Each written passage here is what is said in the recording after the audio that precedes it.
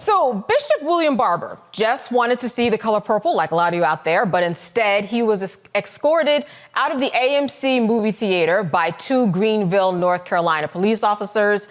Barber suffers from a debilitating type of arthritis, walks with two canes, and carries a chair to accommodate himself because he cannot sit in chairs too low because of a bad hip. Now, management told him he could not use his chair to sit and watch the movie in the handicapped section of the theater. Management then called the police to remove Barber from the theater. Here's Bishop Barber describing exactly what happened. There's nothing in this posted online or says you can't bring your own chair. Inside the theater, they have spaces like for handicapped. That's for whole spaces. Sometimes they've had me sit up against the wall. But two little managers in there decide today, the day after they put the Lord out of the inn, that this chair and me there's no room for it. What bothers me about it is I'm okay. But what if somebody poor? What if somebody less unfortunate than myself struggled to get here? It's painful for me to walk in there. And if they had a sign posted, I would have called in advance, called the manager, because they always can make exceptions. They literally said, well, do you have a piece of paper with you saying that this is your medical device? I said, I have these two canes. I have my body. I have my people here witness me, and I have people here who've been with me all over the country. And they called the cops. They literally called the police the day after Christmas while we were sitting in the theater. I was sitting in this chair in a handicapped space, and you can see how it is for me to get in. I want folk to understand, I don't fight because I feel good. I fight because it's the right thing to do when in terms of fighting for justice. But this is how I sit. I can't sit any lower than this. I don't bother anybody. I don't intimidate anybody. It's just sitting. You can tell I have to lean because this hip is bad, so I can't, and exceptions are made all the time.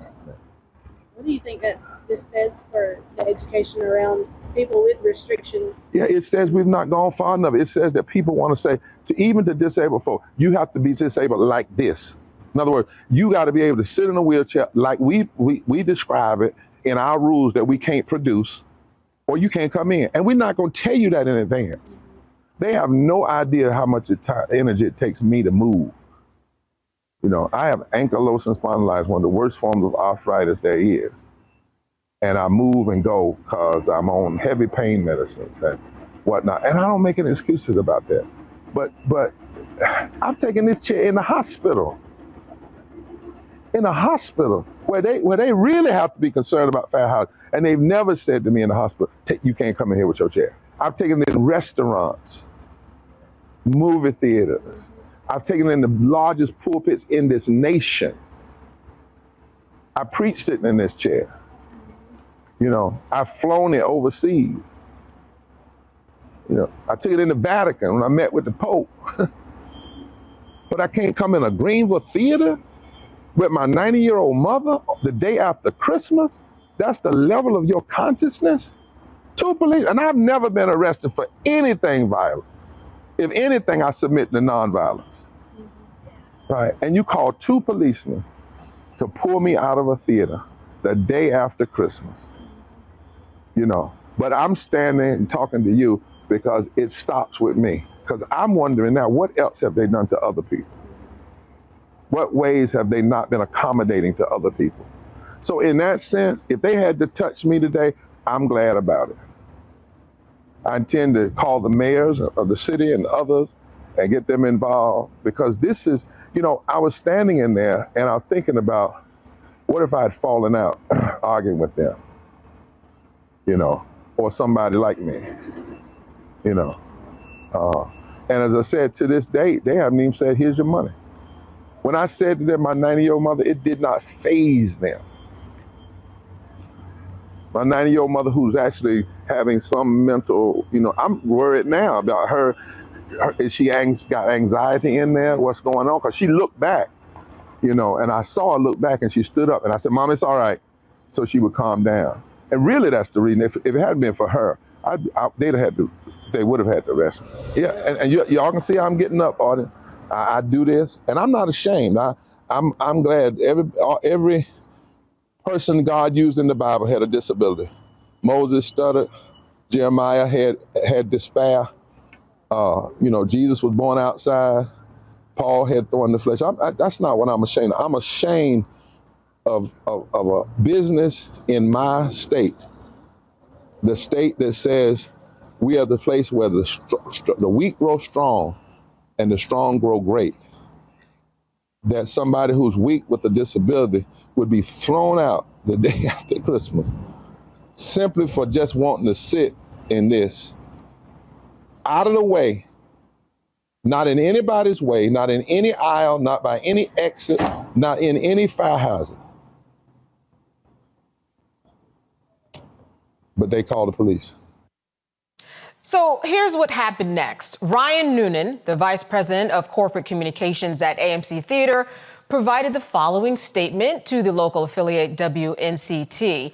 We sincerely apologize to Bishop Barber for how he was treated and for the frustration and inconvenience brought to him, his family, and his guests. AMC's chairman and CEO, Aron, has already telephoned him, and he plans to meet with him in person in Greenville, North Carolina, next week to discuss both the situation and the good works Bishop Barber is engaged in throughout the years. AMC welcomes guests with disabilities. In fact, we have a number of accommodations in our place at our theaters at all times, and our theater teams work hard to accommodate guests who have needs that fall outside of the normal course of business. We encourage guests who require special seating to speak with a manager in advance to see what can be done to best be accommodated at the theater and ensure a safe and enjoyable experience for the guest and those around them. We are also reviewing our policies with our theater teams to help ensure that situations like this do not occur again. Wow. Just a simple trip to the theater. I want to make sure that we bring in our guests on this one. Just wanted to see the color purple, that's all. I am joined right now by my guest, A. Scott Bolden, former chair of the National Bar Association and D.C. Chamber of Commerce. Joe Richardson, civil rights attorney. He's coming to us out of Los Angeles. And Terrain Walker. He is founder of Context Media in Atlanta. I want to thank all of you for being with us today. Let me first start with you, Scott. Certainly seems like a lot of civil rights violations going on here. What do you make about this simple trip to the theater that ended with 2 police officers being called, seems like for a non-issue? There weren't civil rights violations, in my opinion. They were just dumb decisions made, right? They're going to get sued for just being dumb and hiring dumb employees or managers who, 2 things. One, they don't exercise or have the freedom to exercise discretion. Reverend Barber said everything that needed to be said. I'm sure my plaintiff's lawyers on this show will fill in the blanks. But I want to talk about white privilege, because white privilege tells them in Greenville, employees and managers of AMC, that if you have an African American who clearly is disabled, but they haven't called ahead and they're not bothering anybody or obstructing any right of way, that if they won't leave, whether they're with their 90-year-old mother or not, that I need to call the police. See, this is where it gets dangerous for black people and people that don't look like me and my guest or you. This is what we confront on an everyday basis. Because once you call the police, because their white privilege says, call the police, there's this black man here, he's trying to watch a movie.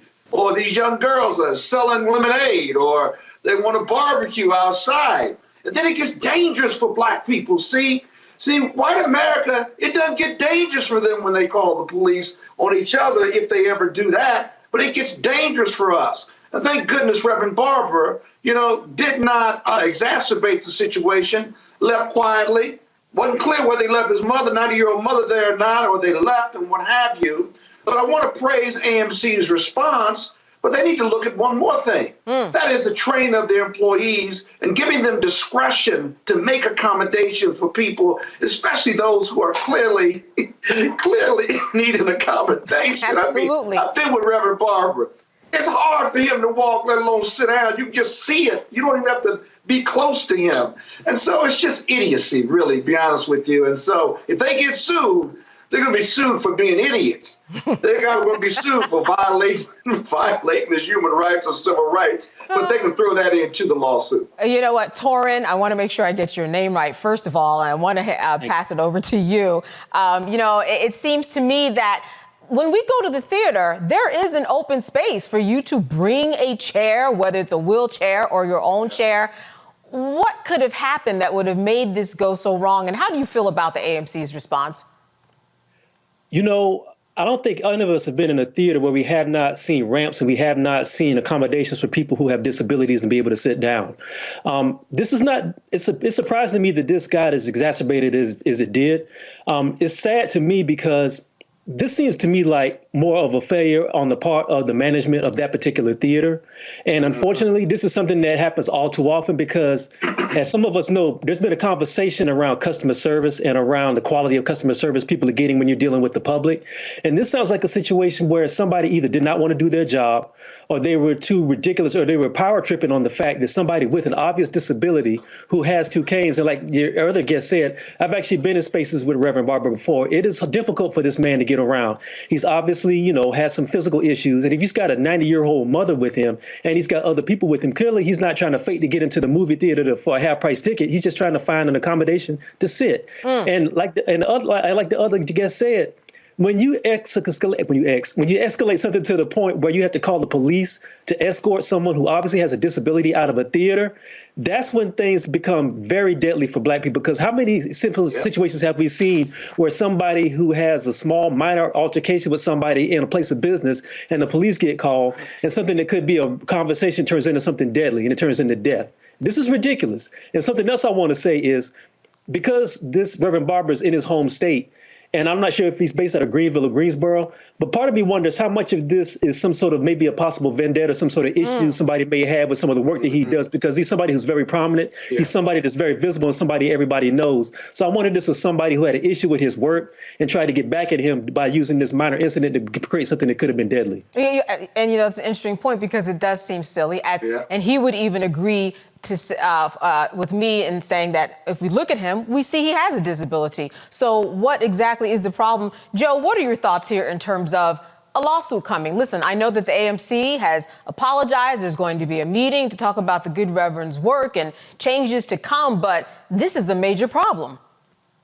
Yeah, I think it is. I think on the federal side, you'd probably bring something under ADA. There's a question as to how much is available in the Carolinas. This is North Carolina, so I believe. So perhaps they might be a little bit better in terms of state laws. But if I'm thinking state law side, I'm thinking intentional negligent infliction of emotional distress. Here in California, there's an unruly Civil Rights Act related to just a failure to treat someone well for what may be a racial type of thing. But that being said, I could certainly bring that and hang in there as it pertains to that. Now, if they're smart, the statement that they did was good. It's a good start. But somebody really didn't understand. You got to be able to be pragmatic and understand that if somebody, for instance, commonsensically, if somebody can use a wheelchair in an open space, because often people come in their wheelchair in their open space, someone ought to be able to use a chair in an open space. I don't know if there's precedent there for that, but I'd be willing to bet that they accommodate people similarly. And as it pertains to accommodations, you have to be pragmatic and you have to be understanding anyway. There was no way that this could come out well for them. And to the point that was just made, I would say if they really knew who he was, then they really shouldn't have done it, because now they're going to have all kind of crazy attention that they really didn't want. So there's a potential lawsuit, but I'd be willing to bet that they do everything that they can to actually keep one from happening, because they could really suffer on the publicity side.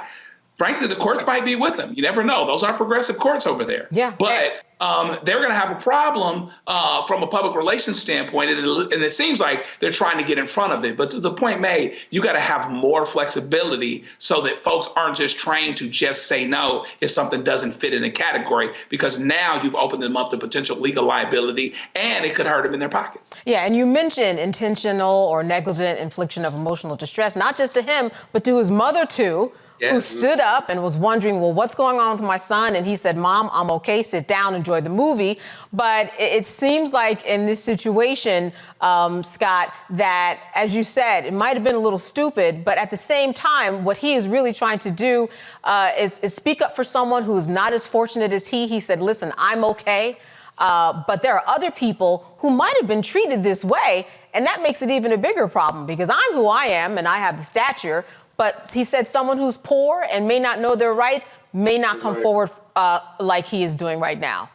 Yeah, look for more stories like this to come out if there are stories. But of all the people you want to put out the theater and call the police for, of all the people in the world, right. Why do you want to do this to Reverend Barber? Of all people.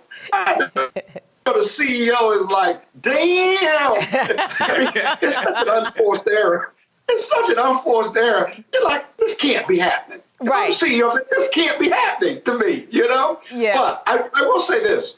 I hope Reverend Barber, and I know of his excellence and his brilliance, I could see him forging a partnership with AMC to not only address this issue, but partnering with his organizations, not only on ADA issues for Black folks, but civil rights issues, human rights issues, and something positive and powerful and financial grow out of this without a lawsuit. Because he is a man rooted in love and justice and freedom and equality. And if the AMC wants to be a part of his organization and partner with him because of his love and justice and freedom and equality, this could be a powerful partnership and the beginning of one that started off in the negative. Let's hope that takes place. And if not, there's always the lawsuit. There's always the lawsuit. There's always the lawsuit. Torin, as we were just talking about, listen, they got the wrong one or they got the right one, depending upon how you look at it. but here also, I mean, we're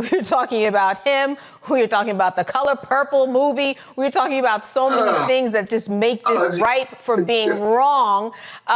What have you been hearing in terms of, Jess, in your world of journalism about what might become of this particular situation?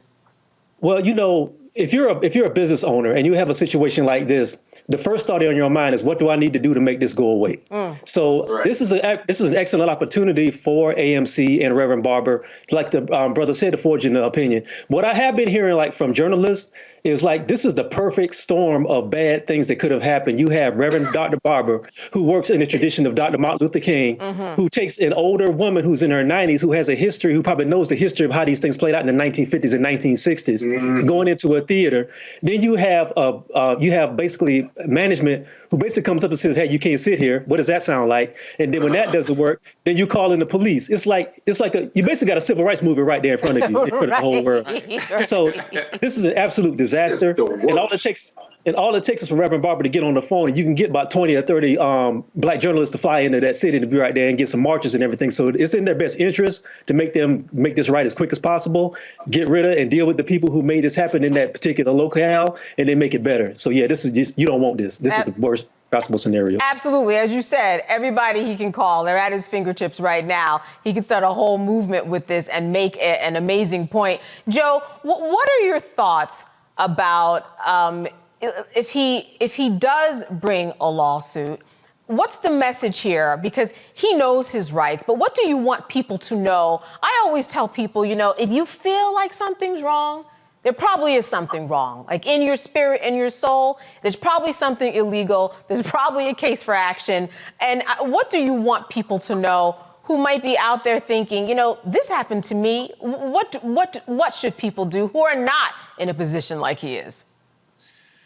I think people should say something, use the opportunity to say something. Yeah. Lawsuits can do one of two things. Sometimes we sue folks because someone is aggrieved, an individual is aggrieved, and the defendant got their hand caught in the cookie jar, as it were. An employer, the jail system. We've got a bunch going on against Riverside County sheriffs right now, those types of things. But the best case scenario is when you actually get to deal with something systemic and actually change something for the better for everyone. Dr. Barber would absolutely see that opportunity, and I believe sees that opportunity. And AMC, if they're smart, would do the same thing because they're nationwide and they can do it. And It was just said that this is absolutely the worst scenario it could possibly be, but the part that we didn't add that we're assuming is they see in the color purple. This is not Fast and Furious.